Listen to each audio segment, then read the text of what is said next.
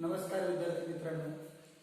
मागील तासाला आपण रेषाखंड, एकरूप रेषाखंड, रेषाखंडाचा मध्यबिंदू याविषयीची माहिती आपण मागील तासाला पाहिली. आता आपण किरण आणि रेषा याबद्दलची माहिती घेणार आहोत. तर प्रथम किरण ए बी म्हणजे काय याची एक व्याख्या आपण तयार करणार आहोत.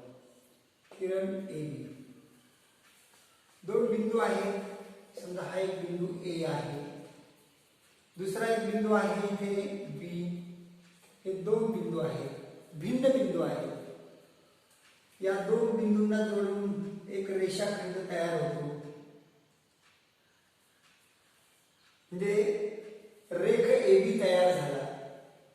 रेख ए बी चे सर्व बिंदू आणि a dash b dash p होईल असे सर्व पी बिंदू मिळून जो काही एक बिंदू संच तयार होतो, संयोग संच तयार होतो, त्याला किरण ए बी असे म्हणतात. म्हणजे रेख ए बी चे सर्व बिंदू इथे जे काय आहेत ते आणि इथे ए बी पी म्हणजे a dash p dash a dash b dash p, याचा अर्थ काय? बी हा ए आणि पी च्या दरम्यान आहे. म्हणजे बी हा ए आणि पी च्या दरम्यान येईल असे सर्व पी बिंदू मिळून जो काही आकृती तयार होते, संयोग संच तयार होतो बिंदूंचा, त्याला किरण ए बी असं म्हणतात. म्हणजे व्याख्या करताना कशी केली आहे पहा. समजा ए आणि बी हे दोन भिन्न बिंदू आहेत. रेख ए बी वरील सर्व बिंदू अलीकडे नाही येतात. रेख ए बी वरील सर्व बिंदू आणि a dash b dash p असे सर्व पी बिंदू यांचा संयोग संच म्हणजे किरण ए बी होय. इथे किरणाची आकृती तयार झाली. या ए ला त्या किरणाचा, ए बी किरणाचा आरंभ बिंदू म्हणतात. म्हणजे याचे नाव झालं किरण ए बी. आणि ए बिंदू जो आहे तो ए बिंदू हा त्याचा आरंभ बिंदू आहे, त्या किरणाचा आरंभ बिंदू आहे. म्हणजे तिथून सुरुवात झाली त्या किरणाची, म्हणून त्याला आरंभ बिंदू असं म्हटलेलं आहे. आता समजा मी असा एक किरण काढला. इथे एम आणि इथे एन नाव होईल. या किरणाचं नाव काय होईल? आता या किरणाचं नाव होईल किरण एम एन. एम हा त्याचा आरंभ बिंदू होईल आणि इकडे अमर्याद असा बिंदूंचा संच आहे. या आकृती किरण ए बी मध्ये ए हा आरंभ बिंदू आहे आणि इकडे उजव्या बाजूला अमर्याद असा बिंदूंचा बिंदू आहे. तर अशा प्रकारे ही किरण ए बी ही संकल्पना आपल्याला संयोग संच किंवा बिंदूच्या संचाच्या स्वरूपामध्ये समजून घेता येईल. आता दुसरं एक संकल्पना आपल्याला समजून घ्यायची आणि ती म्हणजे रेषा ए बी. आता रेषा ए बी कोणाला म्हणायचं? समजा मी असं घेतलं, इथे पहा, आताच आपण शिकलो. मी इथे एक आकृती काढतो. काय नाव आहे याचं? किरण ए बी. बरोबर, हा त्याचा आरंभ बिंदू आहे म्हणून ए ने सुरुवात, किरण ए बी. मी आता या किरणाचा एक विरुद्ध किरण काढतो. काढला, एक विरुद्ध किरण काढला. किरण ए इकडे काही एखादे नाव दिले की तो त्याचा विरुद्ध किरण होईल.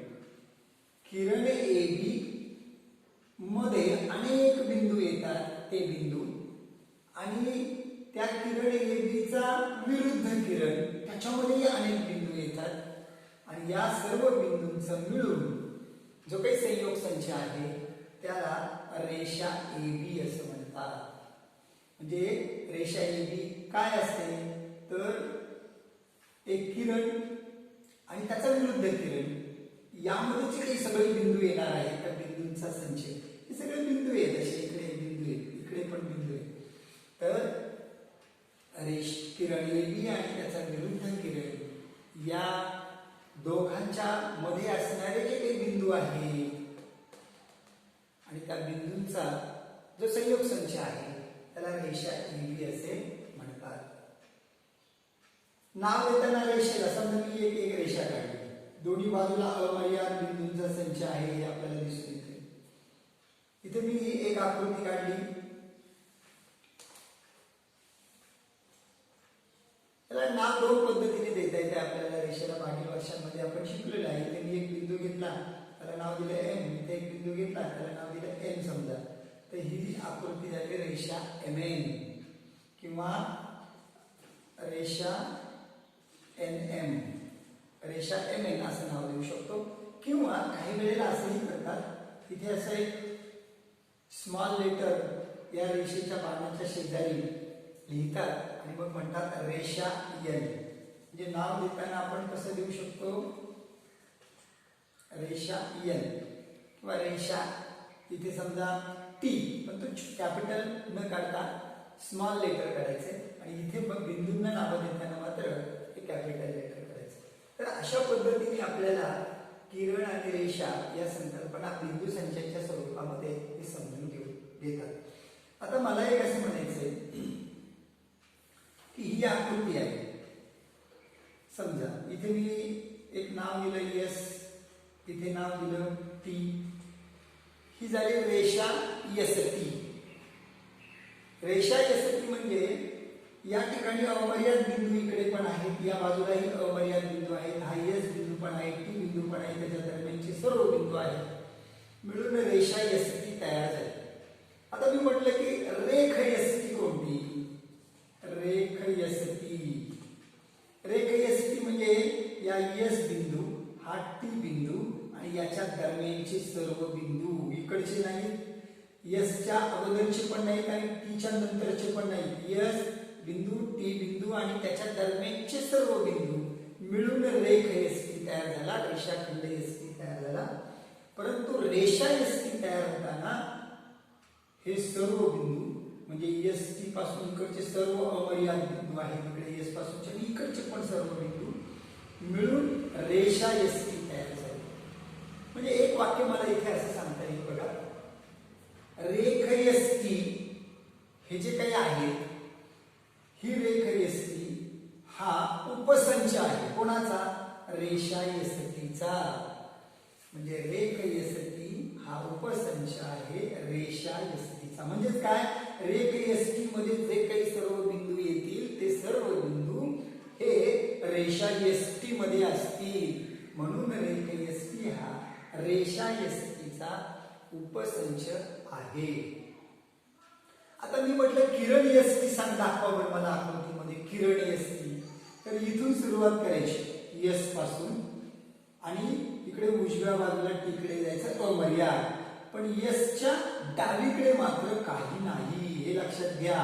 म्हणजे किरण ST इकडे नाही, या बाजूला नाही, म्हणजे आता मी काढलेला तो भाग नाहीये. किरण ST म्हणजे S पासून सुरुवात झाली, हा त्याचा आरंभ बिंदू आणि उजव्या बाजूला अमर्याद. किरण TS जर विचारात घेतला तर T हा आरंभ बिंदू झाला आणि T पासून इकडे डावीकडे S बिंदूकडे अमर्याद अशा बिंदूंचा संच म्हणजे किरण TS. T च्या पलीकडचे बिंदू त्याच्यामध्ये अंतर्भूत होणार नाही. अशा पद्धतीने रेख ST, किरण ST आणि रेषा ST हे सर्व गोष्टी वेगवेगळ्या आहेत या आकृतीमध्ये. रेख ST म्हणजे S आणि T बिंदू आणि त्याच्या दरम्यानचे सर्व बिंदू, किरण ST म्हणजे S बिंदू आणि त्याच्या उजवीकडचे सर्व T बाजूचे अमर्याद असे सर्व बिंदू. रेषा ST म्हणजे डावीकडे उजवीकडे सर्व बाजूंना जे सर्व बिंदू जे आहेत ते सर्व बिंदू मिळून रेषा ST तयार होते. रेख ST, किरण ST हे दोन्हीही रेषा STचे उपसंच आहे. म्हणजे यांचे बिंदू आहेत ना हे रेषा ST मध्ये आहेतच. पण रेषा ST हा रेख STचा उपसंच नाही, कारण रेषा ST मध्ये जे काही बिंदू आहेत ते रेख ST मध्ये आढळून येत नाही. सर्व बिंदू आढळत नाही, काही आढळतात पण सर्व नाही आढळत. म्हणून रेषा ST रेख STचा उपसंच नाही, पण रेख ST हा आहे रेषा एसटीचा उपसंच आहे. ह्या थोड्याशा गोष्टी ह्या लक्षात घ्या. म्हणजे आता किरण एबी, त्याच्यानंतर रेषा एबी, या गोष्टी आपण बघितल्या. आता पुढचा एक मुद्दा मला तुम्हाला सांगायचा बघा.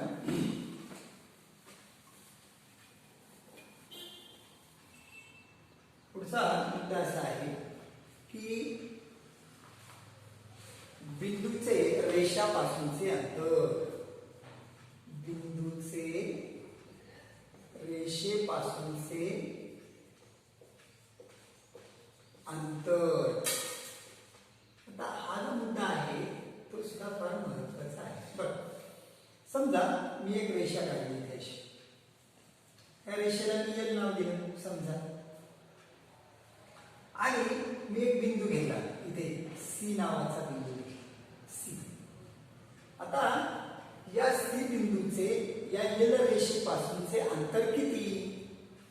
एखादा मुलगा एक पट्टी घेईल, मोजेल, असं मोजेल, इकडे मोजेल, कोणतं अंतर घ्यायचं ते लक्षात येणार नाही. म्हणजे या सी बिंदूचं रेषा एल पासूनचं अंतर जर आपल्याला काढायचं असेल तर पहिल्यांदा एक काम करावं लागतं की या सी पासून या रेषा एल वर आपल्याला लंब काढावा लागतो. लंब म्हणजे 90 अंशाचा. त्याला नाव समजायचं, रेषा एल वरचा जो बिंदू आहे त्याला नाव दिलं टी. त्याला हा सीडी जो आहे तो सीडी लंब झाला. म्हणजे इथे काय आपण म्हणू शकतो, जर रेख सीडी लंब रेषा एल, जर रेख सीडी लंब रेषा एल आणि बी हा बिंदू रेषा एल वर आहे, डी हा बिंदू रेषा एल वर आहे, तर सीडीच्या लांबीला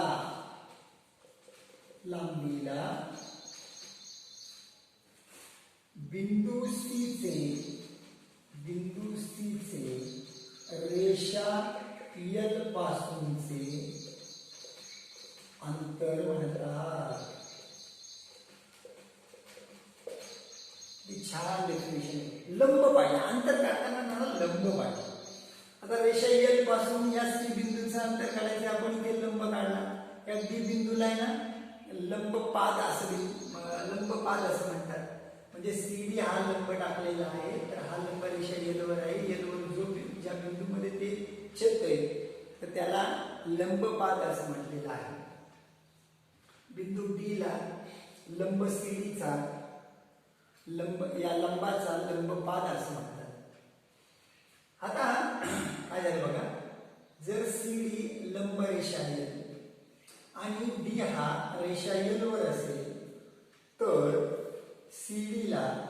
सीडीच्या या लांबीला, ती लांबी आहे समजा 5 सेंटीमीटर 10 सेंटीमीटर काय असेल, तर या लांबीला बिंदू सी चे या रेषा एल पासूनचे अंतर असे म्हणतात. मी असं म्हटलं की सीडीची लांबी समजा असं गृहीत धरलं की जर एल सीडी बरोबर 5 सेमी आहे आणि लंब पण या एक लक्षात ठेवायचं, म्हणजे सीडी लंब रेषा एल आहे, तर सी हा बिंदू रेषा एल पासून किती अंतरावर आहे, 5 सेंटीमीटर अंतरावर आहे. म्हणजे लक्षात घ्या, एखाद्या बिंदूचं रेषा पासूनचं अंतर कसं काढायचं तर हे आता आपल्या लक्षात आलं. पहिल्यांदा लंब काढायचा आणि त्या लंबाची लांबी किती आहे, ती जेवढी असेल तेवढं त्या बिंदूचं त्या रेषेपासूनचं अंतर आहे. अशा पद्धतीने बिंदूचं रेषापासून हे 3 पॉइंट्स आपले मागच्या तासामध्ये राहिलेले होते, ते आता आपण बघितले. आता आपल्याला याच्यावर काही उदाहरणं आपल्याला बघायची. एक महत्वाचं सोपं अतिशय उदाहरण, जो काही रेषाखंड किरण आणि रेषेच्या संदर्भामध्ये माहिती घेतली. त्याच्यातलं एक उदाहरण आता आपण सोडवणार आहोत. पहिलं उदाहरण असं आहे की एम हा रेख एबीचा मध्यबिंदू आहे. मध्यबिंदू आहे तर एम ची लांबी काढा. एम ची लांबी काढा. अशा पद्धतीचे एक गणित आपल्याला विचारलं. छान गणित आहे बघा. एम हा रेख एबीचा मध्यबिंदू आहे तर एम ची लांबी काढा. आता बघूया आपण तोंडी सुद्धा काढता येईल. पहिल्यांदा तोंडी काढून बघूया. हा समजा एबी रेषाखंड, रेख एबी म्हणजे रेषाखंड एबी. एम हा त्याचा मध्यबिंदू असा घेतला. मध्यबिंदू म्हणजे एम जेवढा अंतर तेवढंच बी एम अंतर. आता मला सांगा एबी ची लांबी जी आहे ती आहे रेख एम हा रेख एबीचा मध्यबिंदू आहे. हा एक राहील. इथे गणितामध्ये एक वाक्य राहिलं आपलं. आणि एबी बरोबर 8 सेमी. एबी बरोबर 8 सेमी तर एम ची लांबी काढा.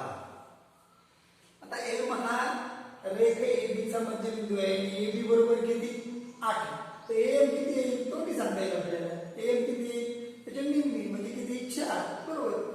पण सोडवायचं कसं. माझा एक समजा साधी आकृती काढून घेतली. आकृती उत्तर लिहिताना आपल्याला आकृती काढलीच पाहिजे असं नाही, परंतु जर काढली तर आपल्याला सोडवणं सोपं जातं. मग आता इथे आपण एम हा रेख उत्तर सोडवताना काय लिहिणार आपण इथे बघा. एम हा दिलेली गोष्ट आपण पहिल्यांदा लिहिलंय. एम हा रेख एबीचा मध्यबिंदू आहे. म्हणून मध्यबिंदू आहे म्हणजे नेमकं काय काय आपल्याला त्याच्यात समजून आलं ते लिहायला पाहिजे. ए डॅश एम डॅश बी म्हणजे काय. एम हा ए आणि बी च्या दरम्यान आहे बरोबर. आणि अजून एक गोष्ट काय लक्षात आली की एम बरोबर बीएम. या दोन गोष्टी आपल्याला लक्षात आल्या. कशावरून. हे जे पहिल्यांदा दिलेलं आहे त्याच्यावरून. इथे दिलेले शब्द सुद्धा लिहू शकतो आपण. ते आपल्याला दिलेले आहे. एम हा ए आणि बी च्या दरम्यान आहे आणि एम बरोबर बीएम हे आपल्याला कशावरून समजलं तर एम हा रेख एबीचा मध्यबिंदू आहे याच्यावरून समजून आलं. म्हणून मग आता एम बरोबर बीएम आहे म्हणून आपण असं लिहू शकतो की एम हा निम्मा आहे कोणाच्या एबीच्या. म्हणजे एम बरोबर 1/2 गुणिले एबी. म्हणून किंमत टाका आता. एम बरोबर 1/2 गुणिले एबी 8 आहे तो लिहून टाकला. आता 1/2 ने गुणायचं म्हणजे निम्म करायचं. आता 8 चे निम्म येईल किंवा भाग द्या. बेचोक 8 उत्तर आलं आपलं 4 आणि म्हणून एम बरोबर 4 सेमी. बीएम किती येईल बरं.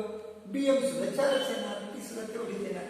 एम काढायला सांगते किंवा बीएम काढायला सांगते आपल्याला या पद्धतीने उदाहरण सोडवता येईल. पण जर समजा मला असं म्हणायचं याच उदाहरणामध्ये थोडासा बदल करतो मी. काय करतो बघा की एम हा रेख एबीचा मध्यबिंदू आहे आणि आता एबी बरोबर 8 नाही दिली आपल्याला. आपल्याला काय केलं एम बरोबर जर 8 दिली तर किंवा एम बरोबर इथे बघूया आपण एम. आता मी काय करतो उदाहरणामध्ये थोडासा बदल करतो. एम बरोबर 8 सेमी दिली आणि मग काढायला काय सांगणार एबी. एबी काढा. एबी ची लांबी काढा. आता आपल्याला हे काय करावं लागेल परत लिहावं लागेल. बघूया आता उदाहरण थोडासा बदल केला. वाक्य तेच एम हा रेख एबीचा मध्यबिंदू आहे हे दिलेलं आहे. एम बरोबर 8 दिलाय. आता एम बरोबर 8 दिलाय म्हणजे हा बीएम सुद्धा किती येईल 8 येईल आणि मग एबी किती येईल 16. सोपं झालं. पण सोडवताना कसं सोडवायचं हे परत वाक्य लिहायचं. एम हा रेख एबीचा मध्यबिंदू बिंदू आहे. म्हणून परत ते ए डॅश एम डॅश बी आणि एम बरोबर बीएम. म्हणून काय होईल पहा, एम बरोबर 1/2 गुणिले ए बी. मगाशी जे वाक्य लिहिलं तेच. म्हणून एम बरोबर आपल्याला आता ए बी काढायचं आहे. एम ची किंमत दिलेली आहे 8 बरोबर 1/2 गुणिले ए बी. आपल्याला ए बी ची किंमत काढायची आहे. 2 इकडे आणा, काय होईल 8 गुणिले 2 बरोबर ए बी. म्हणून 16 बरोबर ए बी. म्हणून ए बी बरोबर 16 सेमी. म्हणजे या ठिकाणी आपल्याला एम देतील, ए बी काढायला सांगतील किंवा ए बी देतील, एम काढायला सांगतील. तर अशा पद्धतीने कोणत्याही पद्धतीने आपल्याला जरी दिलं तरी आपल्याला या मध्यबिंदूचा उपयोग करून रेषाखंडाचा मध्यबिंदू याची डेफिनेशन आपण मागील तासाला बघितली. त्याच्यावरून लक्षात येईल की सोडवताना काय करायचं, बघा पहिल्यांदा लिहायचं एम आणि बीएम सारखा सारखा आहे. एम हा ए आणि बी च्या दरम्यान एक रेषी आहे ते लक्षात येतं. आणि ए बी बरोबर किंवा एम बरोबर 1/2 ए बी मांडणी करायची, किती टाकायच्या. काही वेळेला एम शब्दाच्या ऐवजी तुम्हाला रेषाखंडाच्या ऐवजी बीएम देते, काहीच नाही, सेम करायचं. फक्त एम शब्दाच्या ऐवजी याच्या ऐवजी बीएम रेषाखंड येईल. अशा पद्धतीने आपल्याला हे गणित सोडवता येतं. त्याच्यानंतर अजून एक गोष्ट आपल्याला विचारली जाते. एक दुसरा प्रकारे गणित सोडवण्याचा आपण बघूया. तो असा आहे की सारणीत बिंदूचे निर्देशक दिले आहे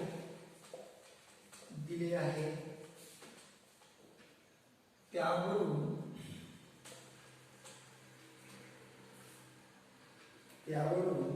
पुढील रेषाखंड एकरूप आहेत का ते ठरवा. आणि एक सारणी जी आहे ती सारणी ही अशी आहे का, बिंदू आणि निर्देशक. पहिला जो बिंदू आहे तो आहे ए, इथे आहे बी, इथे सी, इथे डी आणि इथे जो आहे तो ई. ए आहे ऋण 3, बी आहे 5, सी 2, डी ऋण 7 आणि ई 9 आहे. आणि आपल्याला काय दिलेलं आहे, पहिलं जे गणित दिलेलं आहे रेख डीई व रेख ए बी हा जो आहे एकरूप आहे का हे आपल्याला शोधायला सांगितले. आणि अजून एक आपण बघूया. आता बघा, रेख डी व रेख ए बी हे एकरूप आहेत का हे आपल्याला विचारलेलं आहे. आता एकरूप म्हणजे काय, रेषाखंड एकरूप केव्हा असतात, जेव्हा त्यांच्या रेषाखंडाची लांबी समान असते तेव्हा. आता रेषाखंडाची लांबी काढायची म्हणजे डी ची लांबी काढायची, ए बी ची लांबी काढायची. पण लांबी काढताना डिस्टन्स काढायला लागेल आणि मग त्याच्यावर लांबी ठरवावी लागेल. बिंदूच्या निर्देशकांवरून आपण निर्देशकावरून अंतर काढू शकतो त्या दोन बिंदूमधील, आणि अंतर म्हणजे त्यांची लांबी असते. म्हणून आता काय करूया, आपण पहिल्यांदा डिस्टन्स काढूया. तिथे आकृतीमध्ये आहे जे सगळं आपल्याकडे रिलेव्हंट. जसं आपण मागील तासाला उदाहरण बघितली तसं उदाहरण काय आता सोडवायचं नाही, डायरेक्ट आपण काय करूया, इथे एक वाक्य लिहूया. काय लिहूया, जर दिलेल्या रेषाखंडांची लांबी समान असेल तर ते रेषाखंड एकरूप असतात. मग आता पहिला रेषाखंड घेऊया, रेख डी, त्याची लांबी आपल्याला काढायची, म्हणून डिस्टन्स काढूया. डिस्टन्स डीई बरोबर, आता डी चा आणि ई चा निर्देशक बघायचा. डी चा निर्देशक ऋण 7, ई चा निर्देशक 9. दोन्ही निर्देशकांपैकी मोठा निर्देशक कोणता? 9. ऋण 7 छोटा, म्हणून काय करायचं? डिस्टन्स डी बरोबर मोठ्या निर्देशकातून लहान निर्देशक काय करायचा? वजा करायचा. उत्तर किती आलं? 9 अधिक 7 बरोबर 16. म्हणजे डिस्टन्स डी बरोबर 16 हे आपल्याला आलेलं आहे. म्हणून LDE बरोबर 16. दुसरं काढूया, डिस्टन्स कोणता आहे? AB. डिस्टन्स AB बरोबर, आता हे बघा ऋण 3 त्याचा निर्देशक, बी चा निर्देशक 5, दोघांमधील मोठा निर्देशक 5, म्हणून मोठ्या निर्देशकातून लहान निर्देशक वजा केला. म्हणून मोठ्या निर्देशकातून लहान निर्देशक वजा केला बरोबर 5 अधिक 3 बरोबर 8. म्हणून LAB बरोबर 8. म्हणजे LDE बरोबर आलं 16 आणि LAB बरोबर आलं 8. दोन्ही पण लांबी सारखी सारखी आली का? नाही. आणि म्हणून LDE बरोबर नाही LAB. म्हणून रेख डी व रेख AB एकरूप नाहीत.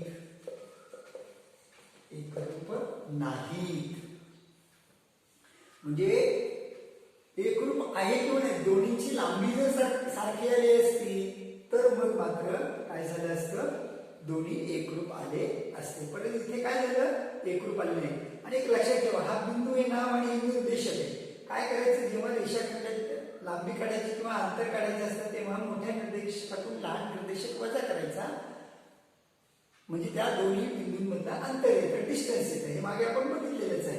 तर डिस्टन्स काढून घ्यायचे. डिस्टन्स म्हणजे त्यांच्या लांबी असतात त्या रेषाखंडाच्या, त्या सारख्या जर आल्या तर एकरूप, सारख्या आल्या नाही तर एकरूप नाही. इथे बघा दोन्ही सारखे आलेले नाही म्हणून ते एकरूप नाही. आता दुसरं गणित बघूया. दुसरं गणित जे आहे ते बघूया.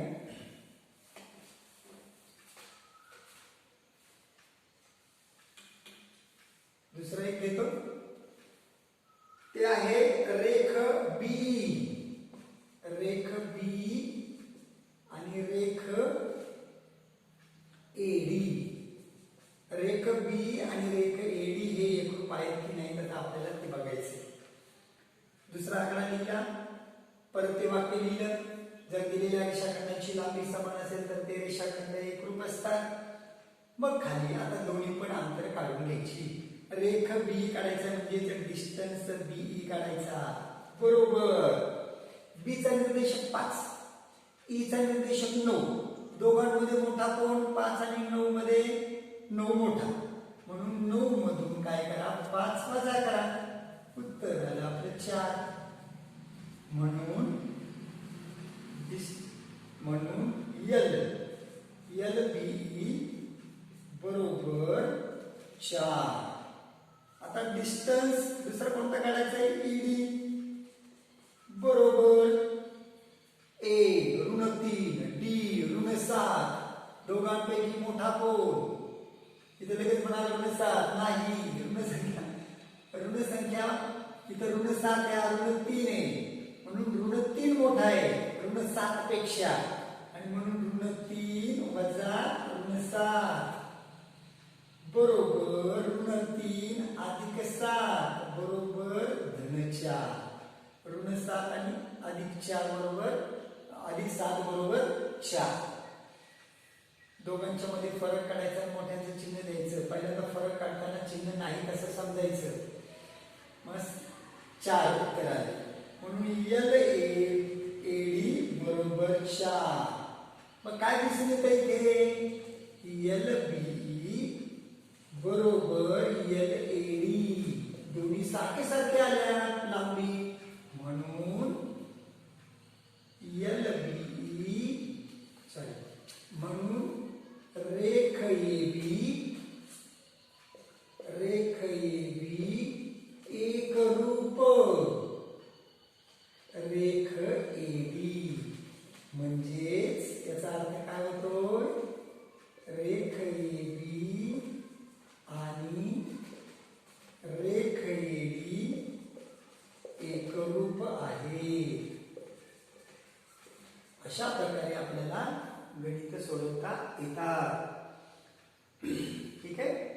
इथे काय काय आपण रेषा किरण रेषाखंड आणि त्याच्यावरची वेगवेगळी उदाहरणे आपण बघितली. तर ठीक आहे, आता आपण काय करूया येथे थांबूया. धन्यवाद.